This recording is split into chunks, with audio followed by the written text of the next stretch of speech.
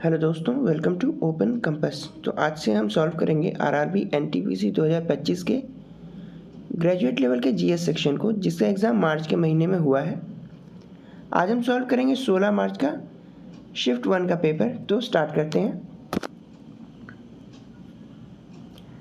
पहला क्वेश्चन है, hydraulic lift और हाइड्रोलिक ब्रेक की कार्यप्रणाली निम्नलिखित पर आधारित है। तो इसका सही ऑप्शन है ऑप्शन सी, यानी कि पास्कल्स लॉ।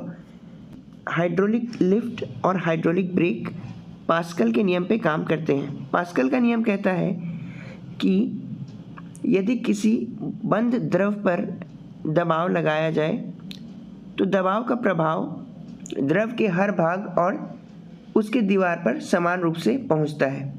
इसके बाद इसमें है फैराडे का नियम, यानी फैराडेज लॉ। फैराडे का नियम कहता है जब किसी चालक के मैग्नेटिक फ्लक्स में बदलाव होता है तो उसमें इलेक्ट्रिक करंट विद्युत धारा बनती है। उसी प्रकार गे लुसैक का नियम कहता है कि किसी गैस का वॉल्यूम जब कांस्टेंट होता है तो उसका प्रेशर और टेम्परेचर डायरेक्टली प्रोपोर्शनल, यानी कि समानुपाती होता है। वहीं कूलम का नियम कहता है दो चार्ज के बीच लगने वाला बल उनके मल्टीपल के डायरेक्टली प्रोपोर्शनल और उनके बीच के डिस्टेंस के स्क्वायर के इन्वर्सली प्रोपोर्शनल, यानी कि उनके गुणांक के समानुपाती और उनके बीच की दूरी के वर्ग के व्युत्क्रमानुपाती होता है। आगे बढ़ते हैं। जुलाई 2025 में 17वें अंतर्राष्ट्रीय रक्षा उद्योग मेले में तुर्की द्वारा अनावरण किए गए शक्तिशाली गैर परमाणु बम का नाम क्या था? तो इस बम का नाम था गैज़ैप। आगे बढ़ते हैं। भारतीय संविधान का निम्नलिखित में से कौन सा अनुच्छेद राज्य को पुरुषों और महिलाओं दोनों के लिए समान काम के लिए समान वेतन सुनिश्चित करने का निर्देश देता है? तो यह निर्देश आर्टिकल 39D यानी कि अनुच्छेद 39D देता है। वहीं आर्टिकल 42B, भारतीय संविधान में आर्टिकल 42B जैसा कोई अनुच्छेद नहीं है। आर्टिकल 15 कहता है कि राज्य धर्म, जाति, लिंग, जन्मस्थान आदि के आधार पर किसी से भी भेदभाव नहीं करेगा। और अनुच्छेद 14 आर्टिकल 14 कहता है कि कानून के समक्ष सभी समान होंगे, यानी कि इक्वलिटी बिफोर लॉ। आगे बढ़ते हैं। अंडमान निकोबार द्वीप समूह और पुडुचेरी के प्रशासकों को डैश के रूप में नामित किया गया है। तो इनके प्रशासकों को उपराज्यपाल यानी कि लेफ्टिनेंट गवर्नर कहा जाता है। दिल्ली पर भी लेफ्टिनेंट गवर्नर ही शासन करते हैं। आगे बढ़ते हैं। दुबई में आयोजित 2025 आईसीसी चैंपियंस ट्रॉफी में भारत ने किस देश को हराकर पुरुषों की सीनियर क्रिकेट में अपना 7वां आईसीसी खिताब जीता? तो भारत ने न्यूजीलैंड को हराकर यह खिताब जीता है। भारत से अधिक आईसीसी ट्रॉफी जीतने वाले देश सिर्फ ऑस्ट्रेलिया है। आगे बढ़ते हैं। कौन सा कानून केंद्रीय प्रशासनिक न्यायाधिकरण CAT के निर्माण और संचालन के लिए कानूनी आधार बनाता है? तो इसका ऑप्शन होगा option number B, administrative tribunal act 1985, 1985 का प्रशासनिक न्यायाधिकरण अधिनियम। उसके बाद देखेंगे द सर्विस मैटर्स एक्ट 1990, 1990 में द सर्विस मैटर एक्ट नाम का कोई भी एक्ट नहीं आया था। फिर देखते हैं द जुडिशरी एक्ट 1971, तो इस तरह का भी कोई एक्ट नहीं आया था 1971 में। 1971 में एक एक्ट आया था, वो था कंटेम्प्ट ऑफ कोर्ट एक्ट 1971। इसका काम कोर्ट की अस्मिता और उसके आचरण को अच्छे से बनाए रखना था और कोर्ट के काम में बाधा डालने वाले को दंडित किया जाना था। फिर द ट्रिब्यूनल रिफॉर्म एक्ट 1980, ऐसा भी कोई रिफॉर्म एक्ट 1980 में नहीं आया था। आगे बढ़ते हैं। दिसंबर 2025 में वित्त मंत्री ने राज्यों से किस वित्तीय ढांचे के तहत निर्धारित सीमा के भीतर अपने ऋण का प्रबंधन करने का आह्वान किया था? तो यह था ऑप्शन नंबर बी, FRBM। आगे बढ़ते हैं। 16 अक्टूबर 2025 को नई दिल्ली में आयोजित भारत और मर्कोसुर तरजीही व्यापार समझौते पर चर्चा का मुख्य उद्देश्य क्या था? तो इसका मुख्य उद्देश्य था ट्रेड एंड इन्वेस्टमेंट, यानी कि व्यापार और निवेश को बढ़ावा देना। आगे बढ़ते हैं। केंद्रीय बजट 2025-26 के तहत बीमा क्षेत्र में FDI सीमा को बढ़ाकर 74% से 100% यानी कि 100% कर दिया गया है। आगे बढ़ते हैं। Which of the following neighbors combined have an land border with India longer than China's border? तो ये देश है बांग्लादेश और पाकिस्तान। बांग्लादेश और पाकिस्तान के सीमाओं की संयुक्त लंबाई चीन के संयुक्त लंबाई से अधिक है। भारत से सीमा साझा करने वाले देशों में सबसे अधिक सीमा भारत बांग्लादेश के साथ साझा करता है, उसके बाद फिर चीन, फिर पाकिस्तान, फिर नेपाल, फिर म्यांमार, फिर भूटान और सबसे अंत में अफ़गानिस्तान आता है। अफ़गानिस्तान की लगभग 106 किलोमीटर लंबी सीमा भारत से लगती है। आगे बढ़ते हैं। Which major technological advancement characterizes the fourth generation of computer? यानी कि कौन सी प्रमुख तकनीकी प्रगति कंप्यूटर की चौथी पीढ़ी की विशेषता है? तो चौथी पीढ़ी में माइक्रो प्रोसेसर का उपयोग किया जाने लगा और अभी भी माइक्रो प्रोसेसर का ही उपयोग किया जाता है। पहली पीढ़ी में वैक्यूम ट्यूब का उपयोग किया गया था, दूसरी में ट्रांजिस्टर का, तीसरे में इंटीग्रेटेड सर्किट यानी IC का और अभी माइक्रो प्रोसेसर का उपयोग किया जाता है जो कि चौथी पीढ़ी की कंप्यूटर है। आगे बढ़ते हैं। Which institution released the policy report titled Internationalization of Higher Education in India, Prospects, Potential and Policy Recommendation in December 2025? यानी कि दिसंबर 2025 में किस संस्था ने भारत में उच्च शिक्षा का अंतर्राष्ट्रीयकरण, संभावनाएं और नीति अनुशंसाएं शीर्षक से नीति रिपोर्ट जारी की? तो यह रिपोर्ट जारी किया है नीति आयोग ने। नीति आयोग का पूरा नाम national institution for transforming India. NITI Aayog का पहले नाम योजना आयोग था, जिसे 2014 में बदलकर नीति आयोग कर दिया गया। आगे बढ़ते हैं। 300 ईसा पूर्व और 300 ईस्वी के बीच रचा गया दक्षिण भारत का संगम साहित्य मुख्य रूप से किस भाषा में लिखा गया था? तो यह लिखा गया था तमिल भाषा में। आप सारे ऑप्शंस देखकर ऑप्शन एलिमिनेशन से भी इस सवाल को बना सकते हैं। पाली और प्राकृत नॉर्थ इंडिया की भाषाएं हैं, वहीं संस्कृत उत्तर और दक्षिण दोनों में चलती है, लेकिन यह दक्षिण भारत के साहित्य का नाम लिया गया है तो तमिल को हम लोग आंसर मान सकते हैं। ऐसा उस केस में कर सकते हैं जहां ऑप्शन एलिमिनेट हो जाए। आगे बढ़ते हैं। लॉजिस्टिक विकास का अनुभव करने वाले खरगोशों की एक काल्पनिक आबादी पर विचार करें। यदि उनके पर्यावरण वहन की क्षमता 1000 व्यक्तियों की है और वर्तमान जनसंख्या 500 है, तो आप जनसंख्या का क्या होने की उम्मीद करेंगे? तो इस केस में यह कहा जा सकता है कि एक कॉलोनी है जहाँ पे 1000 लोग रह सकते हैं और अभी की जनसंख्या 500 है, तो भविष्य में क्या होगा? तो ऑप्शन ए कहता है संसाधनों की कमी के कारण जनसंख्या में तेजी से गिरावट आएगी। नहीं, क्योंकि यहाँ पे 500 अतिरिक्त लोगों के रहने की व्यवस्था है, तो गिरावट नहीं आएगी। आगे देखते हैं। जनसंख्या बिना किसी बाधा के तेजी से बढ़ेगी, ऐसा भी ज़रूरी नहीं है। ऑप्शन सी कहता है जनसंख्या में अचानक गिरावट का अनुभव होगा, उसके बाद तेजी से पलटाव होगा। जनसंख्या में गिरावट तभी होती है जब किसी तरह की आपदा आती है या बीमारियां होती है, तो यहाँ पे इस तरह का कोई उल्लेख नहीं किया गया है। ऑप्शन डी कहता है कि जनसंख्या वृद्धि धीमी हो जाएगी और अंततः वहन क्षमता के करीब स्थिर हो जाएगी, यानी कि जनसंख्या धीरे धीरे बढ़ेगी और वहन क्षमता यानी कि 1000 लोगों के पास आकर वो एक स्थिर पैटर्न पे रुक जाएगी। तो यहाँ पे ऑप्शन नंबर डी सही होगा। आगे बढ़ते हैं।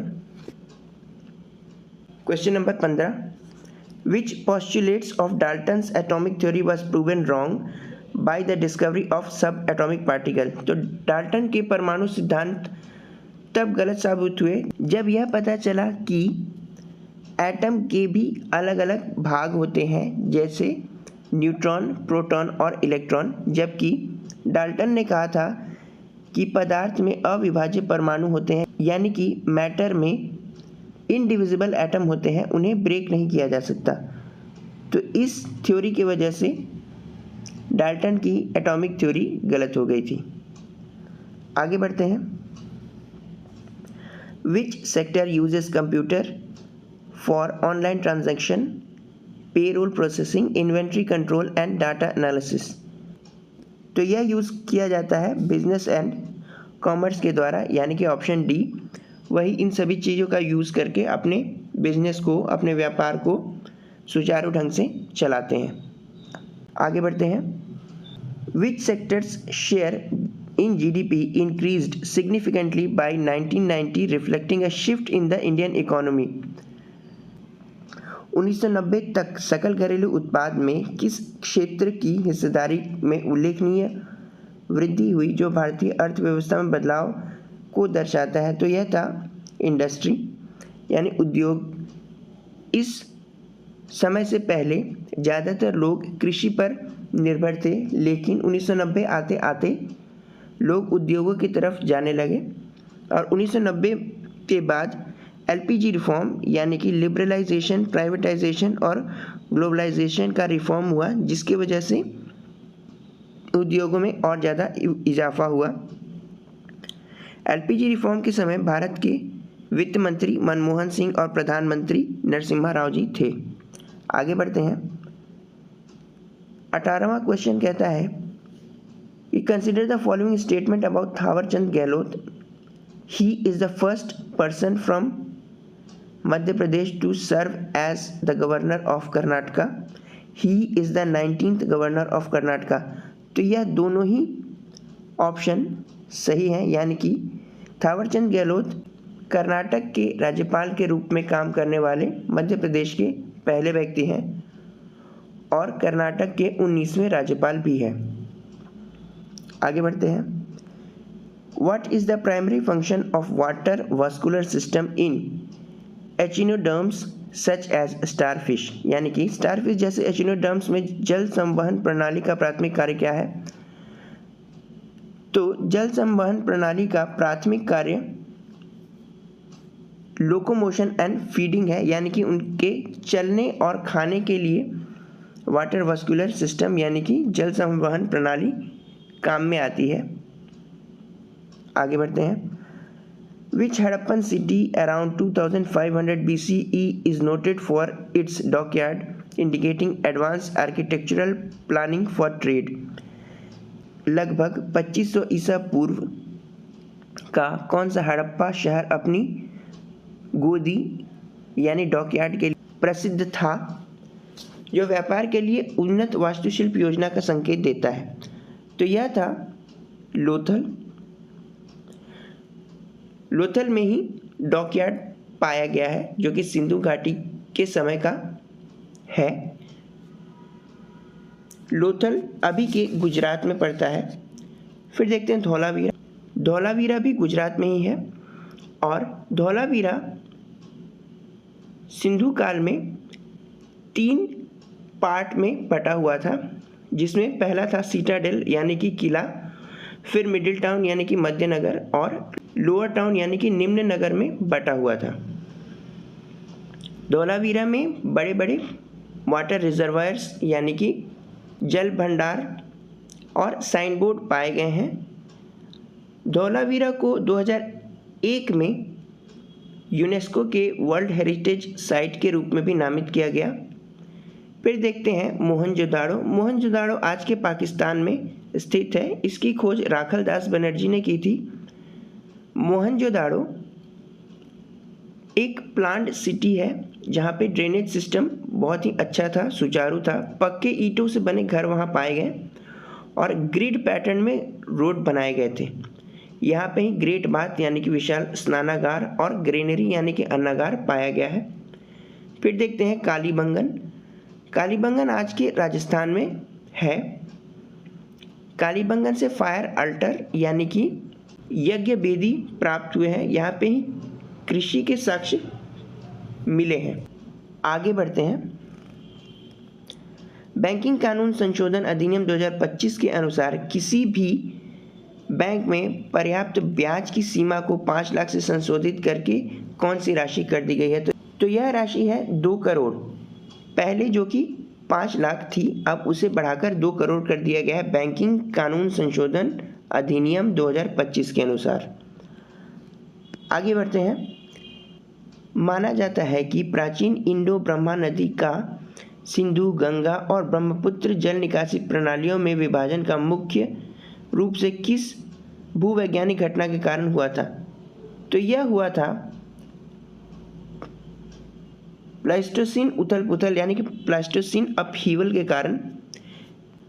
जैसा कि हम लोग जानते हैं कि प्राचीन समय में जब पृथ्वी अपना आकार ले रही थी तो काफ़ी ज़्यादा स्थलीय परिवर्तन हो रहे थे, जिसे ही प्लास्टोसीन अपहीवल कहा जाता है, जिसमें अलग अलग जगहों पे मिट्टी का, ज़मीन और पत्थरों का एक जगह से दूसरे जगह मुड़ जाना, हट जाना, उठ जाना या धंस जाना होता था।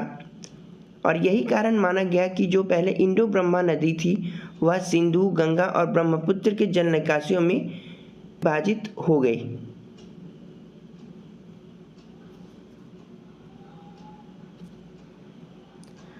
आगे बढ़ते हैं। भारत यूरोप मुक्त व्यापार संघ यानी कि India European free trade association trade and economic partnership agreement पर कब हस्ताक्षर किए गए, जो कि 1 अक्टूबर 2025 को लागू हुआ था? तो इस पर हस्ताक्षर किए गए मार्च 2024 में और यह लागू हुआ 1 अक्टूबर 2025 को। इसे मदर ऑफ ऑल डील्स भी कहा जाता है। कुछ और फ्री ट्रेड एग्रीमेंट के बारे में जानते हैं जिन पर हाल ही में हस्ताक्षर हुए हैं। तो भारत और ओमान के बीच दिसंबर 2025 में फ्री ट्रेड एग्रीमेंट पर हस्ताक्षर हुए हैं। वहीं भारत और यूनाइटेड किंगडम के बीच जुलाई 2025 में फ्री ट्रेड एग्रीमेंट पर हस्ताक्षर हुए हैं। फिर देखते हैं दिसंबर 2025 में किस सांस्कृतिक और संगीत समूह ने अपनी 10वीं वर्षगांठ मनाई है? तो इसका आंसर होगा रोवीर किरण। यह पश्चिम बंगाल का एक बैंड है जिसका मतलब होता है सन रेज। फिर देखते हैं the summer solstice occur when the sun is directly overhead at which of the following latitude, यानी कि ग्रीष्मकालीन संक्रांति तब होती है जब सूर्य निम्नलिखित में से किस अक्षांश पर सीधे सर के ऊपर होता है? तो यह स्थिति कर्क रेखा के ऊपर जब बनती है तो उसे समर सॉलिस्टिस कहते हैं। वहीं जब सूर्य मकर रेखा के ऊपर होता है तो उसे विंटर सॉलिस्टिस कहते हैं। फिर देखते हैं file name is highlighted and you want to copy it to another folder while keeping it in the original folder as well, which pair of steps matches this task? तो यह एक simple copy paste के बारे में कहा जा रहा है कि यानी आपको एक फाइल का नाम दिया गया है जो कि हाईलाइटेड है, आप इसे मूल फोल्डर में भी रखना चाहते हैं और दूसरे फोल्डर में भी कॉपी करना चाहते हैं तो आप इसे सिंपल Ctrl+C प्रेस करेंगे कॉपी करने के लिए और Ctrl+V प्रेस करेंगे पेस्ट करने के लिए, जहाँ भी उसे आपको ले जाके रखना है वहाँ पे। आगे बढ़ते हैं। इन 2025 which Indian High Court issued the pioneering policy regarding the use of AI tool in district judiciary, becoming the first in the country to frame comprehensive guideline for artificial intelligence use in judicial work? तो यह किया है Kerala high court ने। केरला के high court ने artificial intelligence के उपयोग के लिए पॉलिसी तैयार की है और भारत का पहला ऐसा हाई कोर्ट बना है जो कि आर्टिफिशियल इंटेलिजेंस का उपयोग करके न्यायिक कार्यों का निष्पादन करेगा। आगे देखते हैं, which of the following sector observed a negative growth rate in real GVA gross value added during Q1 of financial year 2025-26 as per the report published by NSO and MOSPI।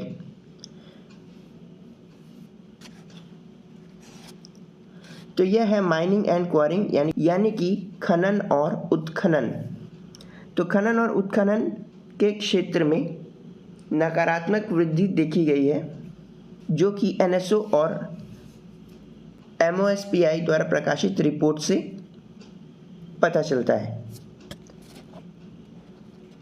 फिर देखते हैं, निम्नलिखित में से किस राज्य में काटने और जलाने की कृषि को कुरुवा के नाम से जाना जाता है? तो यह है झारखंड। तो झारखंड में ज़मीन को साफ करके खेती करने के लिए वहाँ पे झाड़ियों को काटकर जलाया जाता है जिसे कुरुवा कहा जाता है। भारत में इस तरह की कृषि क्रियाकलाप को अलग अलग जगहों पर अलग अलग नाम से जाना जाता है, जैसे कि इसे नॉर्थ ईस्ट यानी कि पूर्वोत्तर राज्यों में झूम के नाम से जाना जाता है। उड़ीसा और आंध्र प्रदेश में पोडू या पेंडा के नाम से जाना जाता है। केरलम में पूनम और MP में बेवर के नाम से जाना जाता है। वहीं पश्चिमी घाट में कुमारी के नाम से जाना जाता है। फिर आगे बढ़ते हैं, स्वतंत्रता पूर्व काल में कौन सी यूरोपीय शक्ति भारत में सबसे बाद में आई, जबकि यहाँ पे होना चाहिए था भारत में सबसे पहले आई और सबसे बाद में गई। यहाँ बात हो रही है पुर्तगालियों की। पुर्तगाली भारत में सबसे पहले आए और सबसे बाद में गए। पुर्तगाली नाविक वास्को डी गामा 1498 में ही भारत आया था और भारत को सबसे अंत में पुर्तगालियों ने ही छोड़ा, जिन्होंने गोवा को 1961 में आज़ाद किया। आगे बढ़ते हैं, which of the following prominent leader led the Bardoli Satyagraha 1928, यानी कि बारदोली सत्याग्रह का नेतृत्व किसने किया था? तो बहुत ही आसान सवाल है। बारदोली सत्याग्रह का नेतृत्व वल्लभ भाई पटेल ने किया था और बारदोली सत्याग्रह के बाद ही वहाँ की महिलाओं ने वल्लभ भाई पटेल को सरदार की उपाधि दी थी। गोपाल कृष्ण गोखले की बात करें तो उन्होंने हितवाद नाम का एक न्यूज़पेपर यानी कि अखबार को जारी किया था। वहीं बाल गंगाधर तिलक ने केसरी और मराठा अखबारों का संचालन किया था। चक्रवर्ती राज गोपालाचारी स्वतंत्र भारत के पहले गवर्नर जनरल थे और आखिरी भी थे। 32वां क्वेश्चन, 2019-20 में भारतीय रेलवे रूट की लंबाई क्या थी? तो प्योर फैक्चुअल क्वेश्चन है, अगर आपको आता है तो ठीक है, नहीं आता है तो बिल्कुल इसे स्किप करें। इसका आंसर है 67,956 किलोमीटर। तो अगर आपको ये सवाल आता है तो अटेम्प्ट करें और अगर नहीं आता है तो ऑप्शन के दम पे बिल्कुल न जाए, क्योंकि यहाँ पे सारे ही ऑप्शन बिल्कुल ही करीब हैं, तो एलिमिनेशन से भी होना बहुत मुश्किल है। रेलवे की बात हुई तो रेलवे में कवच सिस्टम को देख लीजिएगा, सवाल पूछे जाएंगे। उसके बाद अमृत भारत स्टेशन स्कीम के बारे में जान लीजिएगा, वो भी पूछा जा सकता है। इसके अंतर्गत भारत में 1250 से अधिक रेलवे स्टेशनों का सौंदर्यीकरण किया जा रहा है। रेलवे के एग्ज़ाम में रेलवे के जोन और उसके मुख्यालय भी पूछे जाते हैं, तो उसका भी आप लोग ध्यान रखेंगे। Which of the following is a Tibeto Burman language included in 8th schedule of the Indian constitution? तो भारतीय संविधान के 8वें अनुसूची में तिब्बती बर्मन भाषा को शामिल किया गया है। वह भाषा है बोडो। बोडो ज़्यादातर नॉर्थ ईस्ट की तरफ बोली जाती है और यह तिब्बतियन बर्मीज भाषा है। आगे देखते हैं, which of the following is a tertiary activity, यानी कि तृतीयक गतिविधि है तो तृतीय गतिविधि है शू शाइनिंग, जूता चमकाना। यह एक सर्विस हो गया। सर्विस को हम लोग टर्शियरी एक्टिविटीज़ में रखते हैं, यानी तृतीय गतिविधि में रखते हैं। दिल्ली सल्तनत के प्रशासन में सुल्तान को सलाह देने और सहायता करने वाले 40 के समूह की स्थापना निम्नलिखित में से किसके द्वारा की गई? तो यह किया गया था इल्तुतमिश के द्वारा। और इन 40 लोगों के दलों को तुर्काने चहलगानी भी कहा जाता था। यहाँ पे कुछ और भी शासकों के नाम लिखे गए हैं। तो पहले देखते हैं कुतुबुद्दीन ऐबक के बारे में। कुतुबुद्दीन ऐबक स्लेव डायनेस्टी यानी कि गुलाम वंश का संस्थापक था। इसने 1206 से 1210 तक शासन किया। इसे लाख बख्श भी कहा जाता है, यानी कि लाखों रुपए का दान देने वाला। फिर देखते हैं बलबन के बारे में। इसका पूरा नाम गयासुद्दीन बलबन था।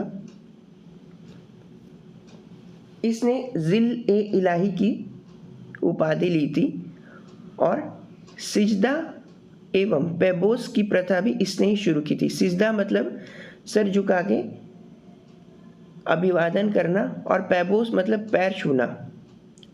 फिर देखते हैं अलाउद्दीन खिलजी के बारे में। तो अलाउद्दीन खिलजी ने बाजार नियंत्रण को सुदृढ़ किया, बाजार में वस्तुओं के दामों को नियंत्रित किया, घोड़े पर दाग लगाने और सैनिकों का चेहरा लिखने की प्रथा भी इसने ही शुरू की।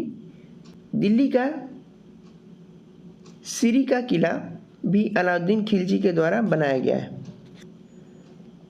कि निम्नलिखित में से किस प्रशासनिक नवाचार का श्रेय अलाउद्दीन खिलजी के शासनकाल को दिया जाता है? तो ये वही पिछला सवाल का जवाब यहाँ पे काम आएगा, यानी कि बाजार कीमतों और राशनिंग का विनियमन, regulation of market prices and rationing. आगे देखते हैं which of the following best represent a customized application software? तो ये होगा payroll management system for a company. 86वें संशोधन में निम्नलिखित में से किससे संबंधित एक नया मौलिक कर्तव्य जोड़ा गया? तो यह जोड़ा गया एजुकेटिंग चिल्ड्रन, यानी कि बच्चों को शिक्षित करना। यह एकमात्र ऐसा मौलिक कर्तव्य है जो कि संविधान संशोधन के बाद जोड़ा गया है। इसके पहले संविधान में मौलिक कर्तव्यों की संख्या 10 थी। बच्चों को शिक्षित करने का जो मौलिक कर्तव्य है उसे जोड़े जाने के बाद मौलिक कर्तव्यों की संख्या 11 हो गई है। आगे बढ़ते हैं। The weekly journal young India was associated with whom among the following? तो यह संबंधित था महात्मा गांधी से। महात्मा गांधी ने ही यंग इंडिया नामक वीकली जर्नल यानी कि साप्ताहिक पत्रिका की शुरुआत की थी। बाल गंगाधर तिलक के बारे में हमने ऊपर जाना। उन्होंने मराठा और केसरी को संचालित किया। वहीं गोपाल कृष्ण गोखले ने हितवाद को। जवाहरलाल नेहरू के द्वारा लिखी गई किताबें हैं the discovery of India, glimpses of world history, राज्य के नीति निर्देशक सिद्धांतों से संबंधित संविधान संशोधन विधेयक संसद द्वारा पारित होने के बाद इसे कानून बनने के लिए अगला अनिवार्य कदम क्या है? तो कोई भी अधिनियम, तो कोई भी विधेयक पारित होने के बाद अगला अनिवार्य संवैधानिक कदम होता है उसका राष्ट्रपति के द्वारा सहमति प्राप्त होना। अगर राष्ट्रपति उस संसद विधेयक से सहमत होते हैं तो उस पे हस्ताक्षर करते हैं और वह फिर एक कानून बन जाता है। तो यह था 16 मार्च शिफ्ट 1 का जीएस का पेपर जिसे हमने सॉल्व किया। इसमें कुछ एक्स्ट्रा फैक्ट्स भी जाने हमने। यह आपके आने वाले RRB NTPC under graduate exam के लिए काफ़ी ज़्यादा महत्वपूर्ण है और मैं इस सीरीज़ को आगे भी कंटिन्यू करूँगा। अगर आपको ये वीडियो इंपॉर्टेंट लगा हो तो इसे लाइक करें, शेयर करें अपने फ्रेंड्स के साथ। ऐसे ही एग्ज़ाम ओरिएंटेड टॉपिक्स पे वीडियो बनाता रहता हूँ, तो आप ओपन कंपास को सब्सक्राइब करें। मैं मिलूँगा आपसे नेक्स्ट वीडियो में, तब तक के लिए थैंक यू।